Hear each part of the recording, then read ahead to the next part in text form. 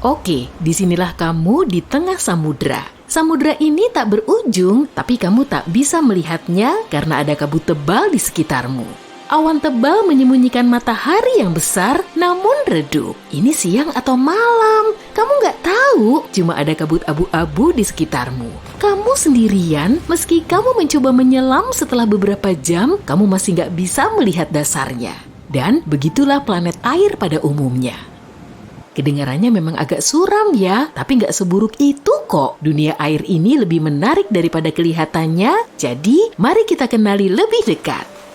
Planet samudra adalah planet yang sesuai tebakanmu, sebagian besar terdiri dari air, es, dan mungkin sedikit bebatuan. Coba ingat kembali samudra di bumi, kedalamannya yang mengerikan, Palung Mariana, dan lainnya. Nah, sekarang bisakah kamu menebak berapa banyak ruang yang dibutuhkan seluruh air di bumi? 0,025%. Benar. Sekarang coba bayangkan dunia yang terdiri dari 40-60% air. Kalau kamu menyelam ke sana, kedalamannya bisa lebih dari 95 km. Dibandingkan dengan ini, kedalaman 9,6 km, Palung Mariana kita nggak ada apa-apanya. Dan yap, tekanan di sana amat sangat besar, bisa mencapai 20.000 atmosfer bumi. Sangat menghancurkan. Meski terdengar menakutkan, mengetahui lebih banyak tentang planet-planet ini masih sangat menarik. Untungnya menurut perhitungan para ilmuwan, mungkin ada banyak planet seperti itu di galaksi kita. Jadi kamu nggak perlu pergi jauh-jauh, kamu bisa menemukan planet air ini di tata surya kita. Bukan planet tentunya, melainkan bulannya. Jupiter punya Ganymede dan Callisto, sementara Saturnus punya Titan dan Enceladus. Samudranya bisa mencakup hingga 30% masa bulan-bulan ini. Meski begitu, kita belum tahu apakah samudra ini tertutup lapisan es yang tebal atau tidak. Tapi kita telah menemukan beberapa planet samudra murni. Ini terjadi karena kondisi keberadaan planet-planet ini sangat spesifik. Misalnya, planet ini seharusnya berukuran 6-8 kali lipatnya bumi. Kalau lebih kecil, permukaannya akan berbatu. Tapi kalau lebih besar, itu akan berubah menjadi raksasa gas. Pada saat yang sama, planet ini harus berada di zona layak huni bintangnya. Kalau sedikit lebih jauh, planet ini berubah menjadi raksasa es atau bumi super yang dingin. Jadi ya, planet-planet ini punya banyak syarat. Kita mulai menjelajahi planet-planet ini pada tahun 1970-an. Namun sejak itu, kita hanya menemukan beberapa tapi masih sangat menarik. Planet pertama adalah Gliese 1214b. Itu adalah planet samudra pertama yang kita temukan. Awalnya para ilmuwan cuma melihat titik kecil yang redup. Titik ini ternyata adalah bintang katai merah Gliese 1214. Bintang yang biasa-biasa aja ini berukuran 5 kali lebih kecil dibanding matahari kita dan 300 kali lebih redup. Para ilmuwan gak terlalu memperhatikannya, tapi pada tahun 2009 mereka menyadari bintang ini punya satu planet dan planet ini ternyata agak aneh. Bumi super ini 2,5 kali lebih besar dari bumi dan 6,5 kali lebih berat. Tapi pada saat yang sama, kepadatannya sangat kecil dan gravitasinya hampir sama dengan planet kita. Dengan kata lain, hampir nggak ada batu dan logam di sana. Tapi itu juga bukan raksasa gas, jadi hanya ada satu pilihan yang tersisa. Planet ini tertutup air dan es. Dan begitulah cara kita menemukan planet samudra pertama. Sebenarnya kita cuma berasumsi planet itu terdiri dari air karena itulah hasil perhitungan matematisnya. Faktanya, planet ini agak membingungkan, sulit untuk dijelajahi, dan sejauh ini para ilmuwan belum bisa menemukan apapun di sana. Gak ada hidrogen, helium, air, nihil. Alasannya lapisan luar atmosfer planet ini sangat padat dan menyembunyikan komposisinya dengan sempurna. Tapi meski begitu, itu mungkin dunia air. Gliese 1214b sangat dekat dengan bintangnya. Jaraknya cuma 0,014 unit astronomi, kurang dari jarak antara bulan dan kita. Setahun di sana berlangsung selama 36 jam dan suhunya sangat liar. Para ilmuwan berpendapat bahwa suhu rata-rata di sana bisa mencapai 120 sampai 280 derajat Celcius. Panas banget. Ingat deskripsi menyeramkan di awal tadi? Sebenarnya menghabiskan waktu di Gliss 1214b bakal agak berbeda, lebih mirip berenang di ketel uap. Karena suhu yang super besar, samudra di permukaan ini akan terus-menerus dalam keadaan mendekati titik didih tanpa benar-benar mencapainya.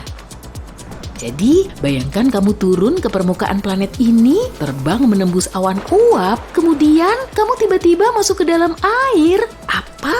Tapi kapan kamu masuk? Ini terjadi karena batas antara uap dan air di Gliss 1214b sangat tidak jelas. Kamu jelas nggak bakal bisa berenang ke dasar samudra ini, tapi kemungkinan besar bagian bawahnya ditutupi lapisan es panas yang sangat tebal. Ini seperti es biasa, tapi nggak begitu memedulikan hukum fisika. Jadi es ini nggak meleleh meski terpapar suhu yang sangat besar. Dan ketebalan es ini bisa mencapai 4.800 km. Jadi, sekian cerita Gliss 1214b yang menyeramkan dan nggak ada Airbnb di sana. Nah, meski kita nggak bisa menjamin 100% bahwa ini adalah dunia air, kita masih punya kandidat lain untuk posisi ini. Planet yang baru ditemukan ini bernama TOI 1452b. Planet yang terletak di konstelasi Naga ini berjarak hampir 100 tahun cahaya dari kita. Planet ini ditemukan menggunakan teleskop TESS oleh sekelompok peneliti dari Universitas Montreal. Planet ini juga termasuk dalam kelas bumi super, ukurannya 7 kali lebih besar dari bumi, tapi 48 kali lebih berat. Sekali lagi, kepadatannya sangat rendah, karenanya para ilmuwan menduga bahwa hampir seluruh planet ini terdiri dari samudra raksasa. Di sini kita sedikit lebih beruntung nih. Dunia ini bukan cuma genangan air raksasa dan es tebal. Di planet ini mungkin ada permukaan berbatu jauh di bawah air seperti di samudra pada umumnya. Tapi jangan terlalu heboh dulu deh. Samudra ini bakal sangat berbeda dari yang kita kenal. TOI 1452b juga mengorbit Katai Merah kecil. Dan bukan cuma satu, melainkan 2 sekaligus. Pada saat yang sama, jika planet sebelumnya dekat dengan mataharinya, planet ini sebaliknya amat sangat jauh. Jaraknya 2,5 kali lebih jauh dari bintangnya daripada jarak Pluto dari matahari. Dan kecepatannya sangat tinggi, setahun di sana hanya berlangsung selama 11 hari. Tapi kita masih belum tahu banyak hal tentang planet ini. Kita mungkin akan mendapatkan informasi baru saat para ilmuwan mengamatinya dari teleskop James Webb. Nah, sekian ya. Bentar, kamu ngarep lebih banyak. Oke, kalau gitu aku tahu pertanyaan yang paling kamu nantikan. Apa ada kehidupan? Ya, ini pertanyaan yang agak sulit sih. Kita semua tahu bahwa air berarti kehidupan, dan selain itu planet-planet ini berada di zona layak huni bintangnya. Jadi, berpotensi, ya, mungkin ada kehidupan. Bukan peradaban penuh pastinya, melainkan bakteri, ikan, dan monster raksasa yang seram. Emang apa salahnya? Tapi ini agak mustahil. Air saja nggak cukup untuk menciptakan kehidupan meski sangat penting. Harus ada unsur mikro dan mineral di sana. Tapi sayangnya, untuk sebagian besar planet air, komposisinya hanya terdiri dari air dan es yang sangat tebal. Nggak ada mineral di sana. Tapi jangan nyerah, masih ada beberapa kemungkinan nih. Pertama, ada meteorit dan komet. Keduanya bisa membawa mineral yang diperlukan ke planet ini. Makin sering mereka menabraknya, satu-satunya kehidupan yang kita yakini ada sejauh ini di seluruh alam semesta terletak di planet bumi. Soal kehidupan cerdas atau bukan, katakanlah bisa diperdebatkan. Tapi bagaimanapun, tak heran jika kita tanpa lelah mencari kehidupan di planet lain. Sejauh ini, mereka telah menemukan lebih dari 4.000 planet. Tapi yang lebih kerennya lagi, NASA sudah menyusun daftar baru berisi 24 planet yang bukan cuma mirip bumi, tapi bahkan lebih baik. Kondisi di sana sangat bagus dan lebih nyaman dibanding di planet kita. Jadi, mari kita kunjungi beberapa di antaranya. KOI 5715.01. Mari kita kenal lebih dekat. Planet indah ini berada di rasi bintang Cygnus. Nah, kenapa planet ini begitu indah? Matahari kita adalah Katai kuning. Dan maaf matahari, meski kamu sudah baik dalam mendukung kehidupan di bumi, ada beberapa bintang yang bisa melakukannya dengan lebih baik. Jangan tersinggung ya. Planet KOI 5715.01 mengitari sebuah Katai oranye. Katai Oranye adalah bintang yang agak lebih kecil dari matahari kita dan punya kecerahan yang sedikit lebih rendah. Tapi jangan khawatir, bukan berarti di sana bakal gelap gulita. Bahkan, jika planet ini lebih dekat ke mataharinya dan punya atmosfer yang lebih tebal, planet ini mungkin lebih cerah dan berwarna dibanding bumi. Matahari kita punya rentang umur yang sangat pendek. Saat ini, dia cuma bisa hidup 7-8 miliar tahun lagi, sedikit lebih lama dari usia bumi. Tapi Katai Oranye bisa hidup dari 45 hingga 70 miliar tahun. Ini bagus, bukan cuma karena kita akan bisa tinggal di planet ini lebih lama, tapi juga karena planet-planet di sekitar bintang seperti ini punya lebih banyak waktu untuk membentuk kehidupan. Idealnya, kita perlu menemukan planet di dekat Katai Oranye yang usianya sekitar 7 miliar tahun. Sangat memungkinkan setidaknya ada beberapa organisme di sana. Usia KOI 5715.01 sekitar 5,5 miliar tahun. Yap, mungkin kedengarannya belum cukup dewasa, tapi nggak masalah. Aku juga belum kok. Usia bumi kita saja 1 miliar tahun lebih muda, tapi bumi kita nggak takut tambah dewasa. Planet ini lumayan dekat dengan bintangnya dan berada di zona layak huni. 1 tahun di sana berlangsung selama 190 hari. Jadi setelah SD kamu udah bisa dapat SIM. Ukurannya hampir 2 kali lipatnya bumi. Suhu rata-rata di sana 11 derajat Celcius, yang sedikit lebih rendah dibanding kita, yaitu 14 derajat Celcius. Tapi di sana kemungkinan terasa lebih hangat karena gravitasi yang kuat membantunya menahan panas di atmosfer lebih lama. Tapi jaraknya lumayan jauh, sekitar 3.000 tahun cahaya dari bumi atau sekitar 30 kuadriliun kilometer. Yup, jangan lupa bawa bekal yang banyak ya. KOI 3010.01.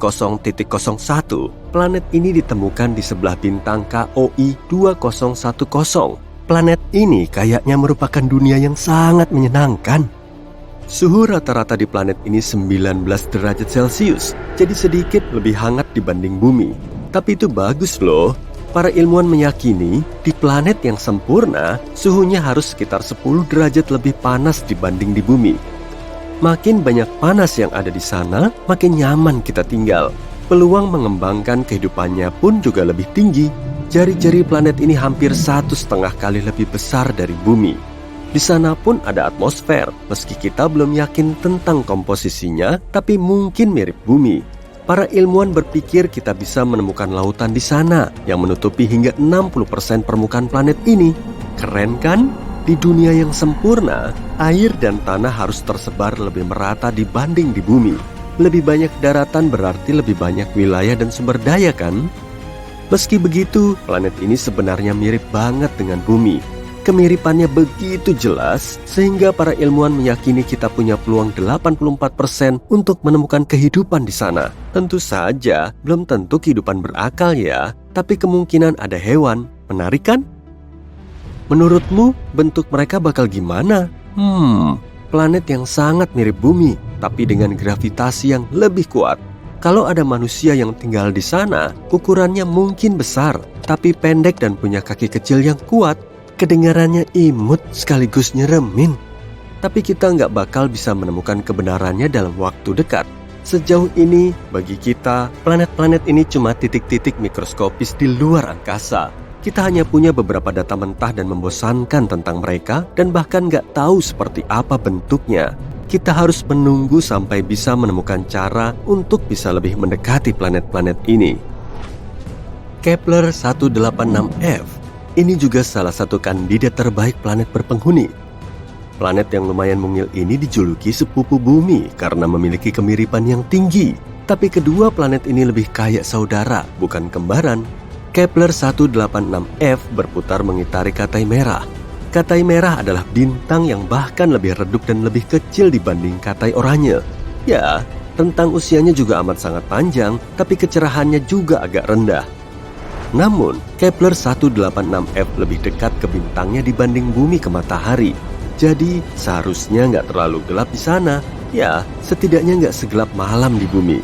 Langit di planet ini pasti punya warna merah yang unik, kayak matahari terbenam di bumi. Gimana menurutmu? Apa kamu pengen tinggal di planet dengan pemandangan matahari terbenam abadi? Ukuran planet ini hampir sama dengan bumi.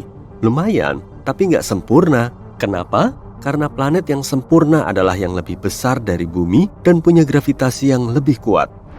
Kamu mungkin protes, tapi bukannya bakal lebih sulit berjalan di sana dan lebih sulit lagi buat bangun dari kasur pas hari Senin?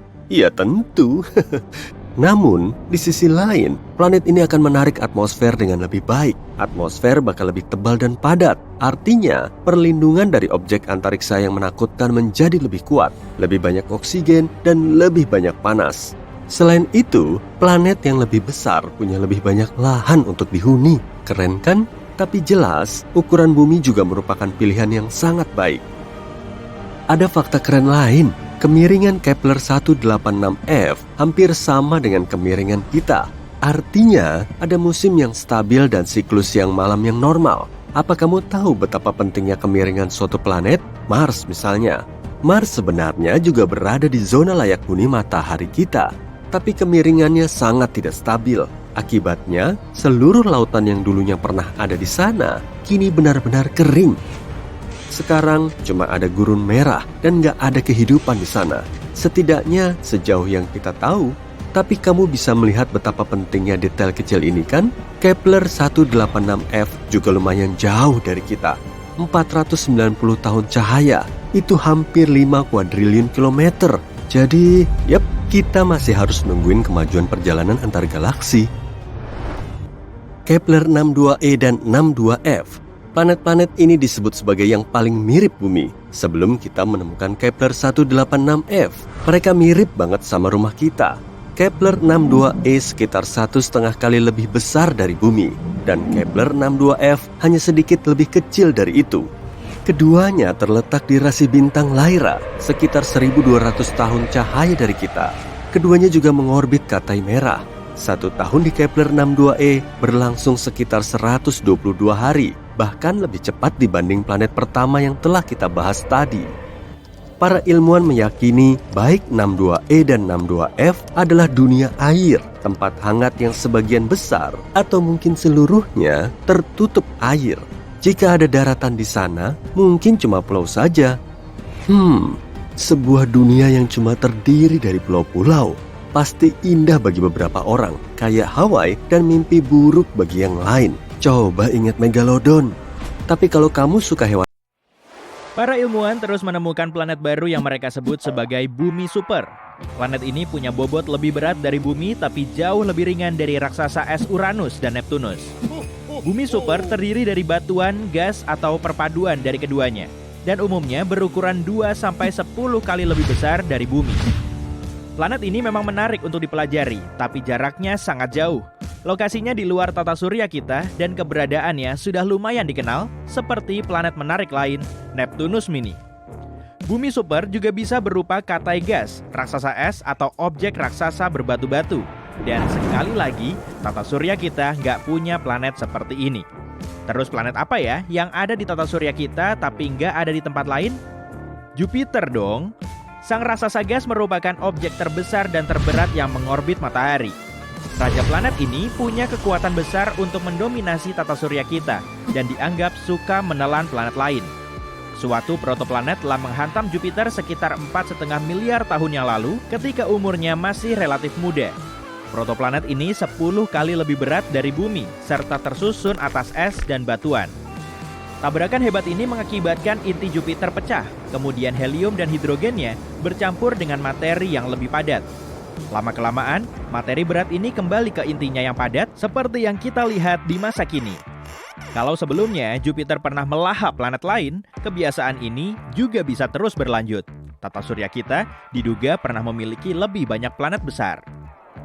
Area di sekitar Merkurius sekarang juga terbilang kosong. Area serupa di sekitar banyak bintang induk lebih dipenuhi planet bermassa sedang yang ukurannya sebesar bumi sampai Neptunus. Di awal pembentukannya, tata surya kita sangat nggak beraturan. Banyak bintang muda dikelilingi cakram debu dan gas yang berputar-putar, kemudian menghasilkan planet dari serpihannya. Terbentuklah planet berbatu kecil yang sangat panas dan terang di dekat bintang, sedangkan raksasa gas berada jauh di area yang lebih dingin agar materi gasnya lebih awet. Meskipun planet dalam kita kelihatan sangat stabil dan tenang di masing-masing orbitnya, dulu kondisinya nggak setenang itu. orbit sebagian planet nggak berbentuk lingkaran, tapi lonjong dan lebih nyentrik. Jadi, planet harus berayun dulu saat mau mendekati bintangnya, kemudian menjauh. Seakan-akan planet tersebut telah terlempar oleh gravitasi planet lain selama perputarannya. Teori Grand Tech menjelaskan berbagai peristiwa yang terjadi selama jutaan tahun pertama setelah tata surya kita terbentuk. Jupiter, salah satu pemain utama kita ini, mungkin telah tertarik mendekati matahari. Setelah itu, Jupiter kembali ke posisinya dengan membawa awan raksasa berupa serpihan, seperti perahu layar yang sedang memutar haluan pelampung. Hal ini menimbulkan kehebohan selama proses pembentukan planet lain. Setelah Saturnus terbentuk sempurna, tetangga dekat bumi ini agak minggir. Kalau teori Grand Tech terbukti benar, berarti Jupiter telah menelan objek apa aja yang ada di lintasannya. Migrasinya juga mungkin telah menyebabkan lebih banyak tabrakan.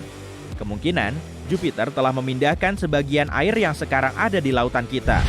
Planet ini juga telah memindahkan banyak asteroid.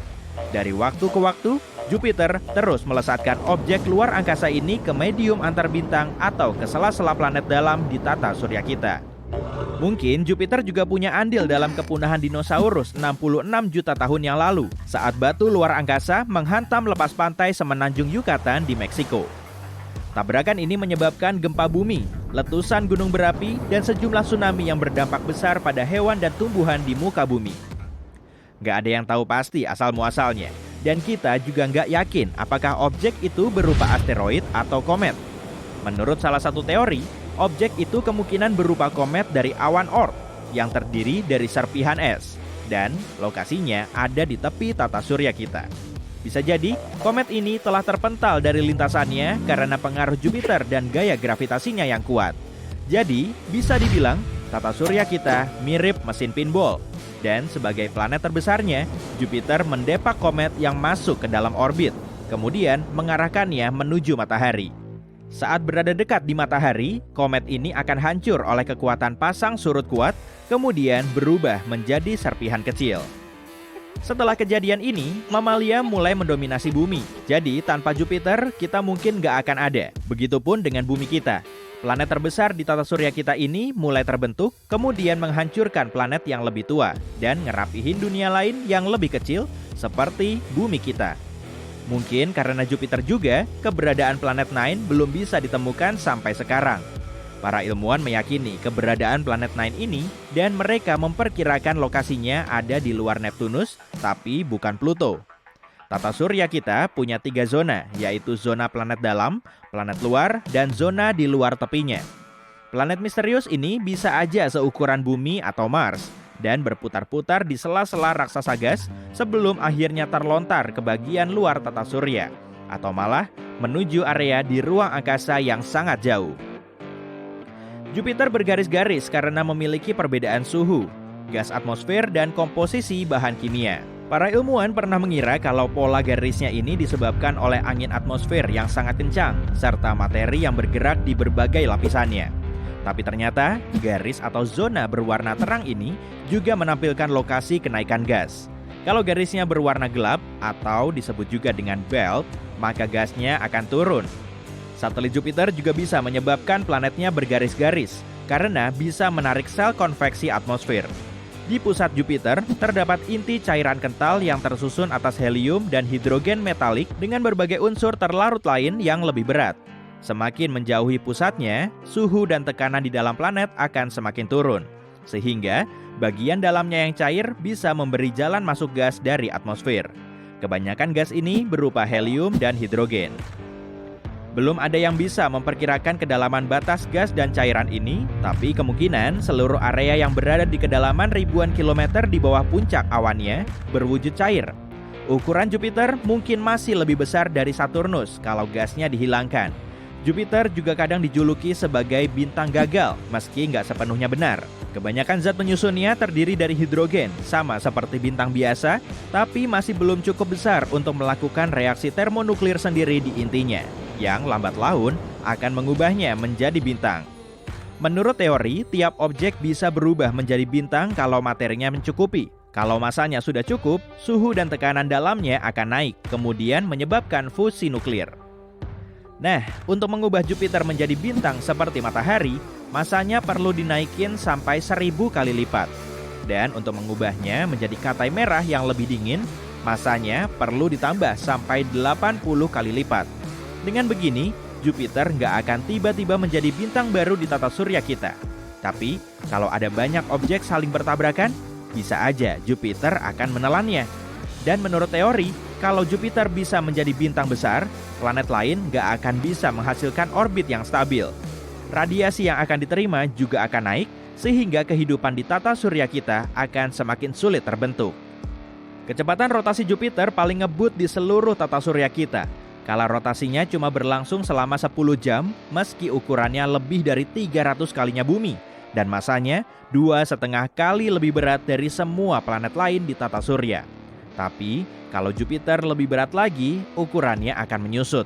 Artinya, Jupiter akan lebih padat dan mulai menarik masanya sendiri. Planet ini bisa 4 kali lebih berat, meskipun ukurannya tetap sama. Objek luar angkasa ini memang sangat panas dan super ngebut. Para ilmuwan telah menemukan eksoplanet PAC 51 yang mengorbit bintang induk serupa dengan matahari. Sederhananya, eksoplanet adalah planet di luar tata surya kita yang nggak mengorbit matahari sebagai bintang induk. Planet ini kelihatan sangat beda dari semua planet yang pernah ditemukan. Diameternya hampir sama dengan Jupiter, tapi bobotnya cuma setengah kalinya. Dan kala revolusinya ternyata cuma berlangsung selama 4 hari. Meski sulit dipercaya, objek segede itu ternyata bisa bergerak super ngebut.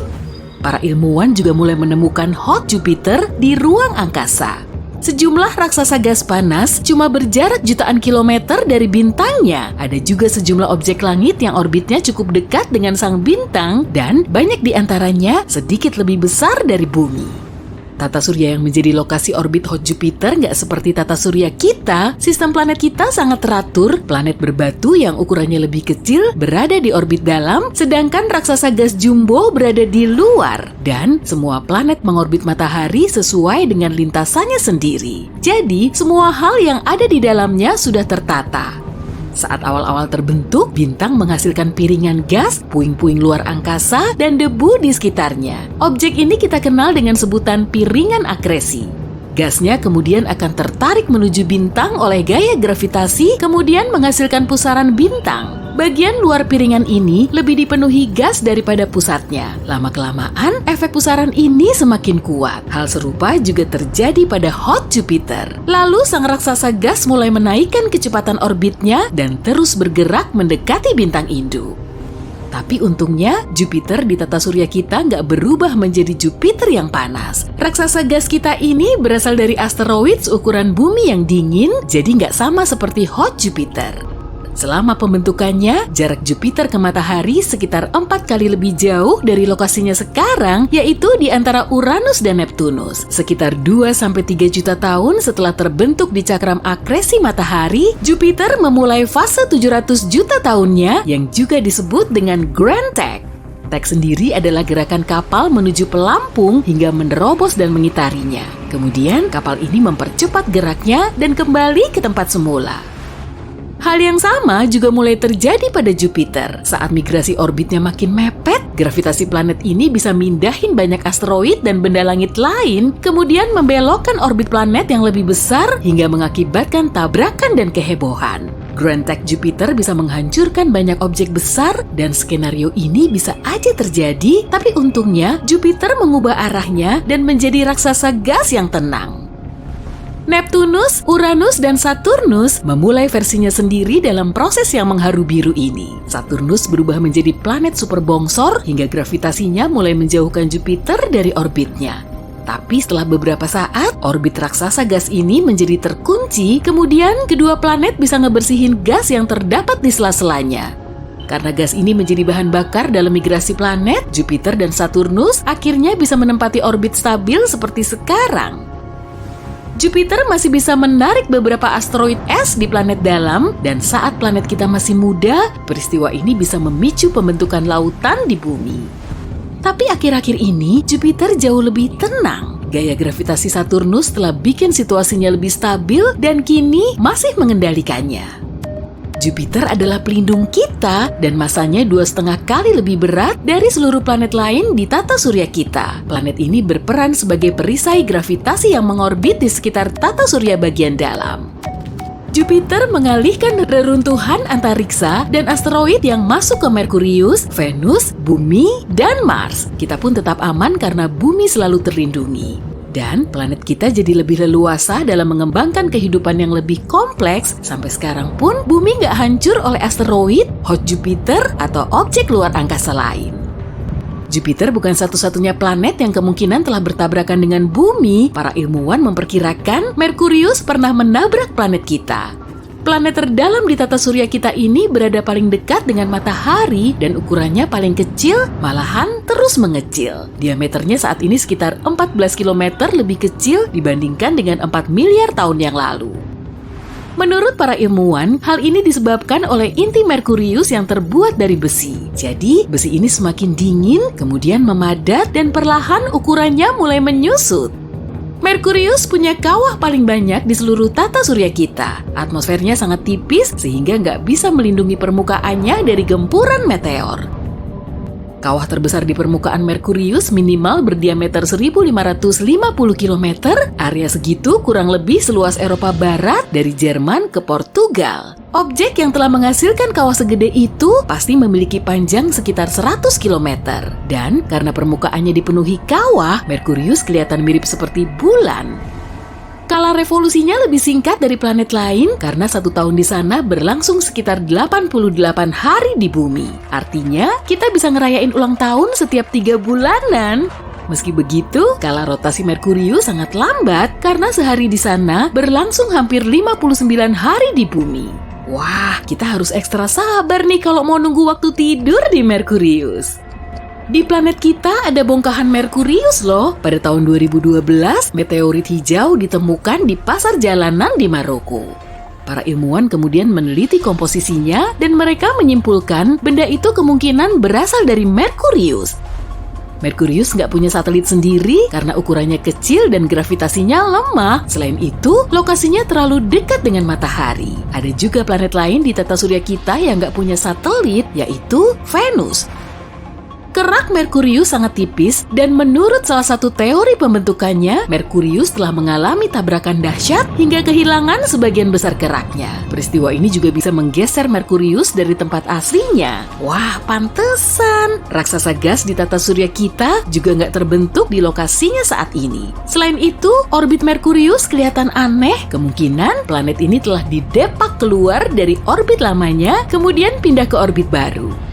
Para ilmuwan juga meyakini Merkurius telah bertabrakan dengan bumi di awal pembentukannya. Salah satu teori juga mengklaim kalau peristiwa tersebut telah menghasilkan bulan dari materi yang berterbangan menjauhi lokasi tabrakan. Bahkan mungkin ada bongkahan kerak Merkurius yang ikut tercampur di dalamnya.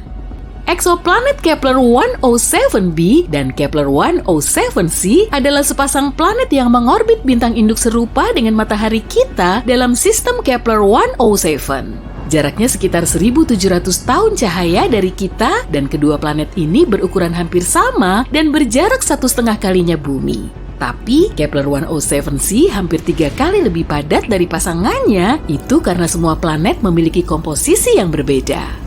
Menurut perkiraan para ilmuwan, Kepler 107b kurang padat karena telah bertabrakan dengan planet lain yang gak dikenal. Hantaman kuat ini mengikis sebagian permukaannya hingga tersisa inti super padat yang kaya akan besi.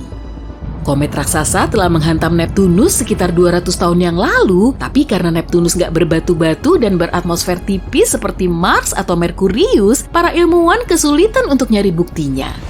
Ada juga komet Shoemaker-Levy 9 yang hancur berkeping-keping pada tahun 1994 kemudian menabrak Jupiter. Para astronom berhasil merekam peristiwa ini, lalu mereka bisa mendalami unsur dan molekul yang tersisa dari tabrakan di atmosfer Jupiter. Informasi ini bikin mereka tahu kalau jumlah karbon monoksida di lapisan atas atmosfer Neptunus lebih banyak dari lapisan bawahnya. Jadi mereka bisa menyimpulkan kalau komet besar telah menghantam planet ini karena komet mengandung karbon monoksida di ekor esnya. Uranus juga pernah dihantam objek jumbo hingga strukturnya berubah. Benda luar angkasa 2 kali lebih besar dari bumi telah menghantam si raksasa gas hingga posisinya miring. Akibatnya, planet ini kelihatan seperti menggelinding. Suhu Uranus juga sangat dingin, jadi kemungkinan objek yang terhempas ke dalamnya berupa protoplanet muda yang mengandung es dan batu. Sebagian serpihan dari tabrakan ini juga mungkin telah membentuk cincin tipis di sekitar Uranus. Serpihan ini masih menjebak panas yang berasal dari inti planet. Ada denyut energi misterius yang membombardir seluruh galaksi kita. Denyut ini berasal dari seberang semesta. Selama 10 tahun terakhir, para ilmuwan telah mengamati kilatan cahaya misterius menuju planet kita. Fenomena ini disebut dengan Fast Radio Bursts atau FRB. Dan sinyalnya bergerak melewati debu dan gas sejauh miliaran tahun cahaya. Wah, mainnya jauh banget ya. Bahkan sampai saat ini belum ada yang tahu pasti asal-muasalnya. Duar! Jupiter kena gempuran benda angkasa lagi tuh. Bukan main. Raksasa gas ini merupakan planet terbesar di tata surya, 318 kali lebih besar dari bumi dan 2,5 kali lebih besar dari planet lain di seantero tata surya kita. Tapi masih ada satu lagi, kalau ukurannya terus membesar, lama-lama Jupiter malah akan menyusut. Jadi sederhananya, saat bobotnya makin melar, si raksasa gas akan memadat sampai akhirnya menarik dirinya sendiri. Para ilmuwan menyatakan kalau massa Jupiter mencapai 4 kali lebih berat dari sekarang, ukurannya kemungkinan besar akan sama. Planet tersebut di tata surya kita ini berotasi pada porosnya selama 10 jam, serta paling sering digempur oleh objek lain dari luar angkasa. Fenomena ini terdeteksi oleh astronom amatir yang mengamati Jupiter setelah mereka melihat sejumlah kilatan misterius di permukaannya. Lalu, efek dari tabrakan tersebut akan menimbulkan kilatan. Di antara semua planet di tata surya kita, Jupiter memang paling sering jadi target gempuran asteroid. Pada tahun 1994, para astronom nemu komet Shoemaker-Levy 9 yang hancur berkeping-keping setelah bertabrakan dengan Jupiter. Ukuran awal komet ini kurang lebih sebesar meteorit yang memusnahkan dinosaurus. Dan setelah tabrakan, Shoemaker-Levy 9 pecah menjadi lebih dari 20 serpihan. Akibat peristiwa ini, permukaan si raksasa gas terus meredup sampai berbulan-bulan. 15 tahun kemudian, tepatnya pada tahun 2009, para astronom nemu titik hitam segede bumi di permukaan Jupiter yang dihasilkan oleh tabrakan asteroid seukuran 200 sampai 500 meter. Salah satu asteroid terbesar yang pernah menghantam bumi jatuh di kawasan Tunguska, Rusia pada tahun 1908. Tabrakan ini menyebabkan ledakan besar, tapi kita nggak pernah tahu persis lokasi kawahnya. Memangnya kenapa sih Jupiter terus-terusan diburu banyak objek ruang angkasa? Asteroid dan komet yang melintasi bumi dan Jupiter melaju pada kecepatan yang hampir sama. Kepadatan objek luar angkasa yang saling berinteraksi juga hampir sama, tapi penampangnya sangat berlainan. Diameter Jupiter 11 kali lebih besar dari bumi, sehingga penampangnya juga 125 kali lebih besar. Semakin berat bobotnya, semakin kuat juga gaya gravitasinya. Akibatnya, sejumlah objek luar angkasa akan tertarik ke arahnya. Medan gravitasi bumi lebih lemah dari Jupiter. Kalau di dekat planet kita ada objek yang melintas dengan kecepatan maksimal 35.888 km per jam, gravitasi bumi akan menariknya. Kalau asteroid dan komet sih biasanya lebih ngebut lagi. Nah, kemudian Jupiter akan menarik sebagian besar komet dan asteroid yang melintas. Kalau bumi kita dihujani asteroid besar sesering Jupiter, kemungkinan kita akan ribuan kali lebih sering mengalami kepunahan massal. Pada tahun 2020, para ilmuwan mendeteksi asteroid unik pertama di orbit Venus. Asteroid ini kurang lebih seukuran gunung kecil dan banyak mengandung mineral yang bisa kita temui di batuan bumi. Mereka meyakini temuan tersebut bisa dijadikan petunjuk untuk menyingkap serangkaian asteroid jumbo yang muncul pada awal terbentuknya tata surya. Tapi nggak cuma itu aja, permukaan Venus diterpa angin kencang yang bisa mendorong awan dan badai ke sekitarnya dengan kecepatan 354 km per jam atau sekitar 60 kali lebih cepat dari rotasi Venus. Para ilmuwan juga masih belum bisa ngejelasin soal alutan di planet ini. Mereka yakin air di Venus langsung menguap kemudian masuk ke atmosfernya karena jarak Venus terlalu mepet dengan matahari. Akibatnya, panas yang berasal dari matahari akan tertahan dan semakin menguapkan airnya. Kondisi di Venus mungkin saja sama seperti di bumi, tapi itu dulu. Jadi menurut teori ini, Venus pernah digempur banyak komet dan asteroid. Serpihannya melayang-layang ke segala penjuru dan sebagiannya kemungkinan telah menabrak bulan kita. Serpihan benda langit yang menabrak planet kita mungkin telah terkubur sangat dalam akibat aktivitas geologis bumi. Uranus juga pernah dihantam benda langit dan malahan lebih nyeremin dari asteroid. Kebanyakan planet di tata surya kita punya sumbu rotasi ke arah atas dari bidang elipsnya. Tapi kalau Uranus miring ke samping. Jadi setengah tahun di sana berlangsung selama 42 tahun di bumi saat kutub utara atau selatannya mengarah ke matahari. Kebanyakan planet juga berputar berlawanan arah jarum jam saat kita mengamatinya dari atas tata surya. Arah rotasi Venus justru sebaliknya, mungkin planet ini pernah terhempas dari sumbunya. Jutaan tahun silam, Uranus juga mungkin telah bertabrakan dengan objek luar angkasa lain.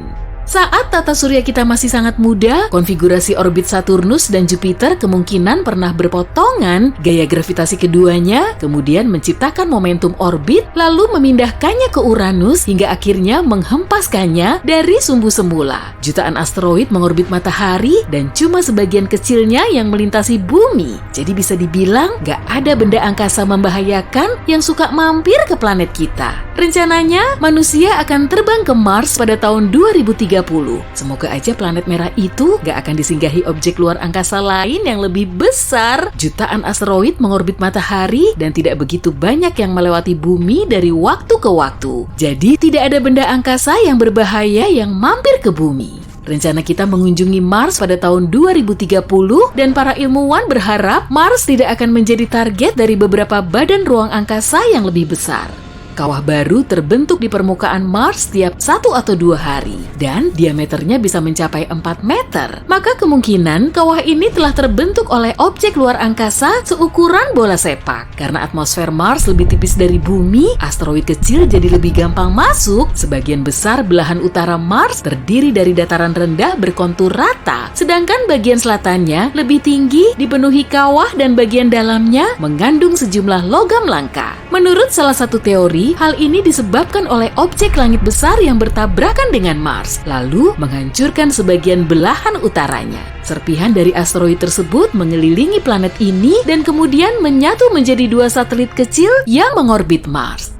Di bumi juga ada sedikit batu Mars loh. Batu ini ditemukan di Gurun Sahara, Antartika, dan beberapa kawasan lain di seluruh dunia. Sebagian dari batu ini juga punya unsur gas yang serupa dengan atmosfer Mars. Batu ini mungkin telah terbentuk oleh ledakan besar yang terjadi saat asteroid atau meteor besar terlontar dari Mars lalu mendarat di bumi. Atmosfer Merkurius juga tipis, jadi permukaannya banyak digempur objek langit yang lebih kecil. Bayangin aja gimana rasanya kalau kamu bangun tidur langsung disambut oleh hujan meteor kecil setiap pagi. Fenomena ini terjadi di Merkurius loh. Pola cuaca aneh ini telah mempengaruhi atmosfer alias eksosfernya. Merkurius sangat padat dan bobot inti besinya 2/3 kali dari total masanya. Para ilmuwan memperkirakan massa Merkurius pernah lebih besar dari itu, tapi karena sering terjadi tabrakan, permukaannya jadi semakin hancur. Merkurius terus-terusan dibombardir oleh batu dari ruang angkasa yang meninggalkan bekas kawah. Dataran di permukaannya terbentuk oleh lava vulkanik yang meluap ke permukaan, kemudian menjadi kering dan keras. Banyak sekali kawah yang mengandung lava vulkanik, jadi kemungkinan di Merkurius ada banyak gunung berapi. Sejumlah asteroid aneh juga telah ditemukan di dekat Neptunus. Ukurannya bervariasi, ada yang sebesar kota metropolitan, ada juga yang sekecil kerikil. Asteroid ini diduga berasal dari kelompok asteroid yang disebut Sabu Kuiper yang membuat cincin jauh di luar Neptunus. Tapi, asteroid baru ini memiliki warna yang berbeda dari Sabu Kuiper. Lokasinya sangat jauh dari matahari, sehingga permukaannya datar. Tapi warnanya mirip dengan asteroid yang terpapar matahari di sekitar Jupiter. Seperti seluruh planet lainnya, Neptunus mendapat panas dari matahari. Tapi ada yang misterius di dalam planet ini karena suhunya ternyata lebih ngebul dari yang seharusnya. Hal ini memengaruhi cuacanya dan Neptunus punya cuaca paling aneh di seluruh tata surya. Badai besar, angin kencang gila-gilaan, awan tipis yang terus berubah. Ada bintik-bintik gelap di atmosfernya yang selalu timbul dan menghilang. Kita menerima sinar matahari 1000 kali lebih banyak dari Neptunus. Raksasa gas seperti Saturnus dan Jupiter dapat melindungi planet kita dari asteroid. Tanpa planet raksasa ini, hantaman besar yang menghasilkan banyak serpihan pembentuk bulan dan planet lain akan sering terjadi. Ada asteroid besar yang menuju Saturnus yang bisa saja cuma numpang lewat pada tahun 2031. Ukurannya 10 kali lebih besar dari asteroid yang memusnahkan dinosaurus. Titan, salah satu bulan yang mengorbit Saturnus, 80% lebih berat dari bulan kita, sebenarnya satu-satunya bulan di tata surya kita yang punya atmosfer. 1,5 kali lebih tebal dari bulan kita, sebagian besar terdiri dari nitrogen seperti atmosfer kita. Tidak ada yang tahu dari mana semua nitrogen itu berasal, namun tidak seperti Saturnus dan sebagian besar tempat lain di tata surya kita, bulannya memiliki potensi nyata untuk menjadi rumah kita nantinya. Apa mungkin sebuah planet punya nggak cuma satu atau dua, melainkan banyak matahari? Yuk kita bayangkan apa yang akan terjadi pada kita kalau matahari tiba-tiba memutuskan untuk pecah jadi beberapa bintang kecil.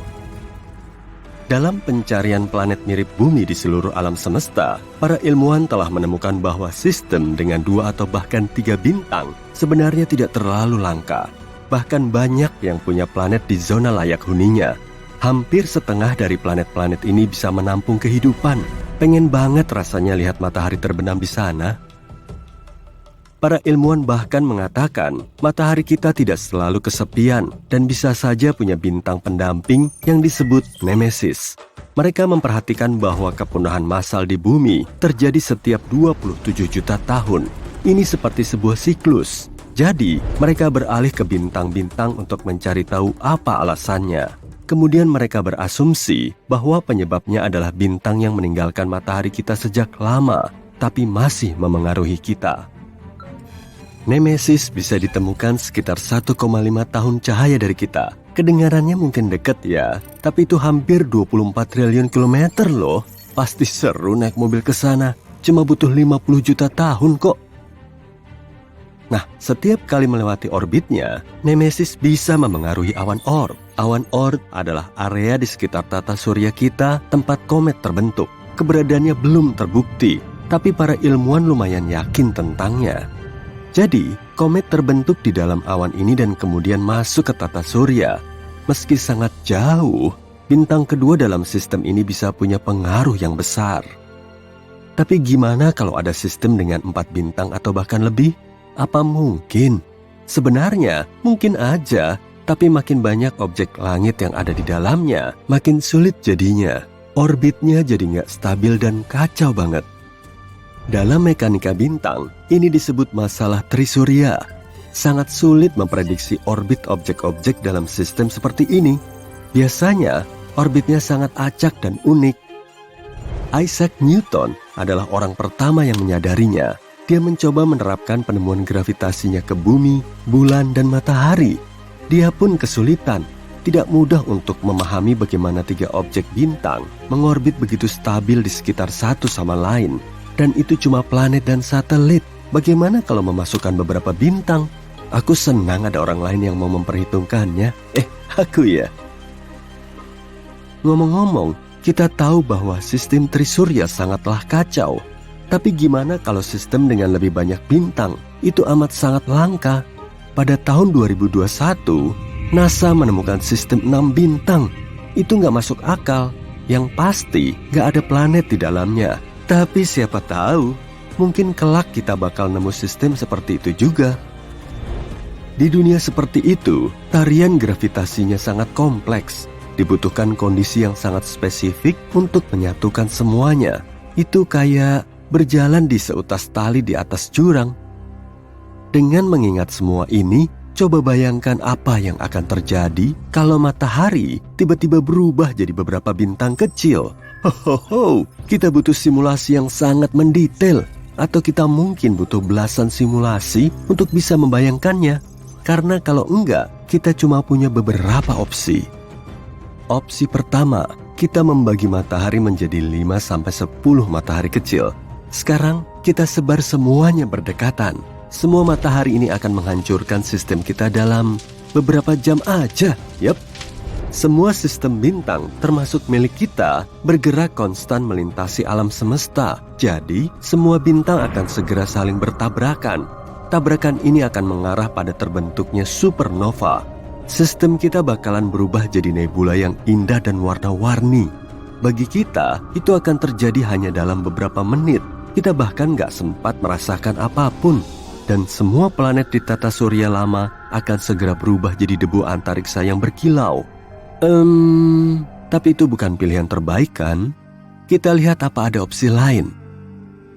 Opsi kedua, karena nggak bisa ditaruh saling berdekatan, coba kita atur sejauh mungkin. Kalau ini yang terjadi, semua bintang itu bakalan pergi begitu aja. Dadah! Gaya gravitasi bintang-bintang itu terlalu lemah untuk menyatukan semuanya. Semua matahari itu akan meninggalkan tata surya, terbang ke angkasa luar dengan arah yang acak. Setelah itu, planet-planet lainnya akan keluar dari orbitnya, termasuk planet kita yang malang tentunya. Kita akan menjadi planet pengembara. Awalnya, kita bahkan gak sadar bumi sudah keluar dari orbitnya. Dan kita gak sempat melakukan apapun sampai cuaca jadi dingin banget. Sungguh akhir yang menyedihkan dan puitis. Yang pasti, hasil dari kedua opsi tadi kayaknya menyedihkan ya. Oh, oke, kita masih punya opsi terakhir. Masalah utama kita adalah kita membuat tiap bintang kecil ini punya massa yang sama. Tapi lihat saja semua sistem multibintang yang telah kita temukan ini. Kita bisa lihat bahwa tak satu pun kelihatan seperti sekelompok bola bercahaya. Sebaliknya, ada beberapa bintang besar di sana dan sisanya yang kecil mengorbit di sekitarnya. Jadi, gimana kalau 2 bintang besar dan 2 bintang kecil? Bakalan gimana bumi nantinya? Orbitnya akan menjadi sangat tidak stabil. Kita bakal terguncang-guncang. Pasti nggak nyaman banget. Kita tahu bakalan gimana hasilnya. Karena mungkin ini terdengar gila, ini pernah terjadi satu kali. Yap, sekitar 70.000 tahun lalu, sebuah bintang tunggal mengunjungi tata surya kita. Itu adalah Katai Merah bernama Scholz. Katai Merah adalah bintang yang sangat kecil dan dingin. Tapi, kalau menurutmu 7.700 derajat Celcius itu termasuk dingin sih. Tapi, Katai Merah ini dianggap sebagai jenis bintang terlemah dan terdingin. Jadi, mungkin gak terlihat begitu besar dan terang di langit. Pada saat itu, nenek moyang kita, Homo sapiens, sudah ada menjalani kehidupan mereka. Dan coba bayangkan, mereka melihat ada bintang lain di langit yang mendekati matahari. Penasaran gimana pemandangannya waktu itu? Kemudian, Scholz melewati matahari dan terbang ke suatu tempat yang lebih jauh untuk menjelajahi angkasa luar. Kamu pasti mengira akan ada banyak bencana kan? Kalau beneran terjadi, kamu gak bakal bisa nonton video ini sekarang. Tapi dari cerita ini, kita bisa lihat apa yang terjadi pada bumi selama peristiwa bintang seperti itu. Pada saat itu, sejumlah besar aktivitas vulkanis terjadi di planet kita. Juga ada hujan meteor yang hampir memusnahkan kita. Nenek moyang kita pasti pernah mengalaminya. Hal serupa akan terjadi di planet hipotesis kita yang punya 4 matahari. Tapi dalam skala yang jauh lebih besar, aktivitas gunung berapi yang konstan, gempa bumi, tsunami. Selain itu, panjang hari akan berubah, sama seperti panjang semua musim dan 1 tahun secara keseluruhan. Semua nggak akan stabil lagi karena perubahan gravitasi yang teratur. Dengan kata lain, kamu nggak akan tahu kapan musim dingin tahunan atau musim panas yang terik akan datang. Dan saat kita tepat berada di tengah-tengah 2 bintang, malam nggak akan ada. Kedua bintang itu akan menerangi kedua bagian planet kita, dan kita harus tidur di bawah sinar matahari yang cerah. Dan kalau menurutmu ini sudah buruk, ingat, kita juga akan diserang oleh lebih banyak sinar ultraviolet dan angin surya karena 4 matahari kita. Warnanya juga akan berubah. Matahari akan jadi katai merah yang warnanya jingga merah mencolok di langit. Kita juga akan melihat lebih banyak gerhana matahari, tapi bukan bulan, matahari yang akan menutupi matahari lainnya. Mungkin cuma akan sedikit lebih gelap. Jujur, mustahil akan ada yang bertahan di bumi setelah semua ini. Mungkin aja sih, tapi silakan coba 100 simulasi sendiri kalau kamu ingin memastikan. Tapi secara teori, kita bisa bertahan dalam sistem bintang biner sederhana. Misalnya, di salah satu sistem yang terdiri dari 2 bintang berdekatan. Hanya ada satu bintang di tata surya kita, Matahari, dan semua planet mengorbit bintang ini. Tapi ada juga sistem dengan sebuah planet yang mengorbit 2 matahari. Misalnya, Kepler 16b berupa tempat yang keras dan dingin yang terdiri dari setengah batu, setengah gas. Tapi yang paling keren, kalau kamu mengunjungi planet ini, kamu akan melihat 2 matahari terbenam dan punya 2 bayangan. Astronom sepertinya menemukan hal lebih langka dan lebih aneh lagi. Mungkin ada planet yang mengorbit 3 bintang sekaligus. Sistem bintang GW Orionis jaraknya sekitar 1.300 tahun cahaya dari planet kita. Itu terdiri dari 3 cincin jingga, terbuat dari debu, dan berada di dalam satu sama lain. Di tengah sistem ini, kamu bisa melihat 3 bintang. 2 bintang ini binari, yang artinya 2 bintang ini mengorbit satu sama lain. Bintang ketiga mengelilingi 2 bintang itu, dan ilmuwan menemukan bahwa 3 cincin itu tidak sejajar. Cincin paling dalam berayun lebar dalam orbitnya, dan cincin terluar memiliki kemiringan 38 derajat.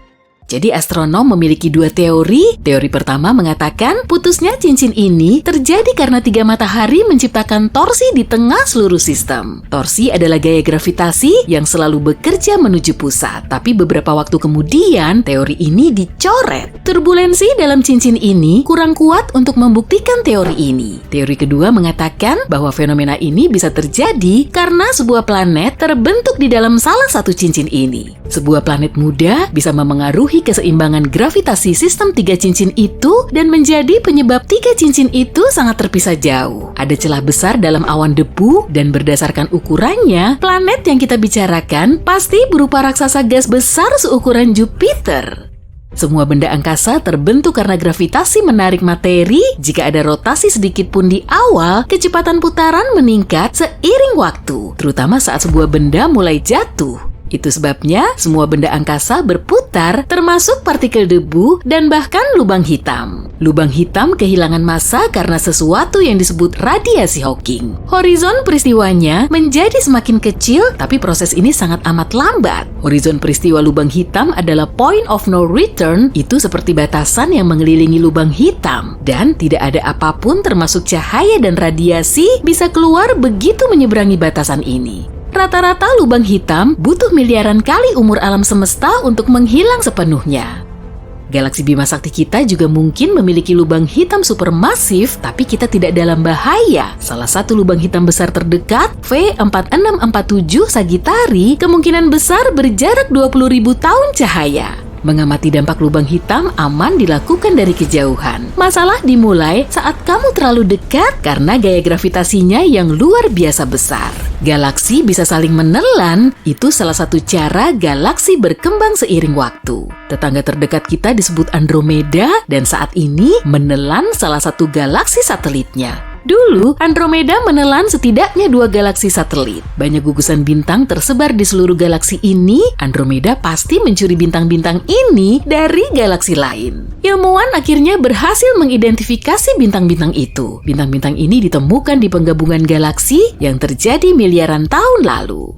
10 miliar tahun lalu, galaksi kita juga mengalami tabrakan. Itu sebabnya sekarang halonya tidak seperti halo yang dimiliki galaksi spiral lain. Awalnya, ilmuwan mengira itu beberapa tabrakan kecil, tapi kemudian mereka sadar bahwa sebagian besar benda angkasa di Bima Sakti ini berasal dari satu sumber. Galaksi lain bernama Enceladus lah yang bertabrakan dengan Bima Sakti. Galaksi Bima Sakti dan Andromeda mungkin bertabrakan, tapi itu tak akan terjadi dalam 4,5 miliar tahun ke depan. Neutrino adalah partikel netral listrik yang sangat kuat sampai bisa melewati berkilo-kilometer timah dan tidak akan ada yang menghentikannya. Beberapa melewati tubuhmu saat kamu menonton ini. Neutrino terbentuk di reaksi nuklir di dalam bintang hidup dan di ledakan supernova saat bintang meledak. Partikel-partikel ini hampir tidak memiliki massa dan partikel ini butuh kurang dari 3 detik untuk mencapai permukaan matahari. Lalu, itu bisa mencapai planet kita hanya dalam waktu 8 menit.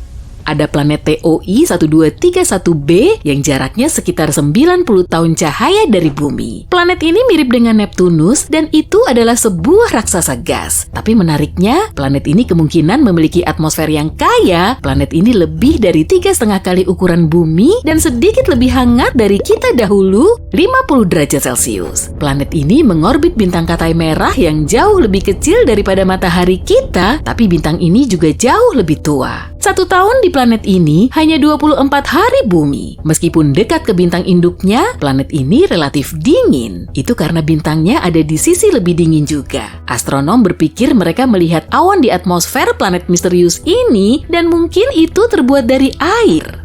Sistem bintang dan planet ini menjauh dari bumi dengan cukup cepat. Itu sebabnya ilmuwan dengan mudah mendeteksi atom hidrogen yang terlepas dari atmosfer planet ini. Ya, artinya planet ini mungkin memiliki ekor. Lubang hitam hipotetis adalah benda angkasa aneh yang merupakan kebalikan dari lubang hitam. Cahayanya sangat terang dan pertama disebutkan oleh Einstein dalam teori gravitasinya. Seringkali ilmuwan membicarakan lubang putih dalam konteks lubang cacing. Ada sebuah teori yang mengatakan lubang hitam seperti semacam titik masuk menuju terowongan yang membawamu melewati ruang dan waktu. Kalau begitu, lubang putih mungkin jalan keluar yang berada di tempat lain di alam semesta. Di sisi lain, lubang putih belum tentu harus menjadi jalan keluar dari lubang cacing. Itu bisa juga tayangan ulang gerakan lambat terbentuknya lubang hitam awal.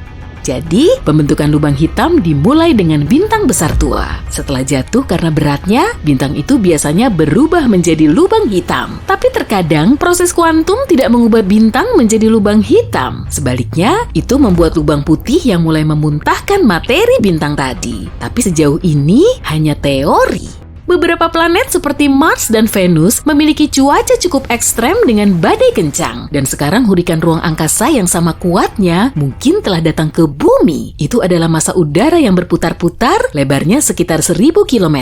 Satelit menemukan hurikan itu ratusan kilometer di atas kutub utara di atmosfer atas bumi. Hurikan itu bukan menjatuhkan air, tapi elektron. Peristiwa itu berlangsung hampir 8 jam sebelum akhirnya berhenti dan hurikan itu berputar berlawanan arah jarum jam.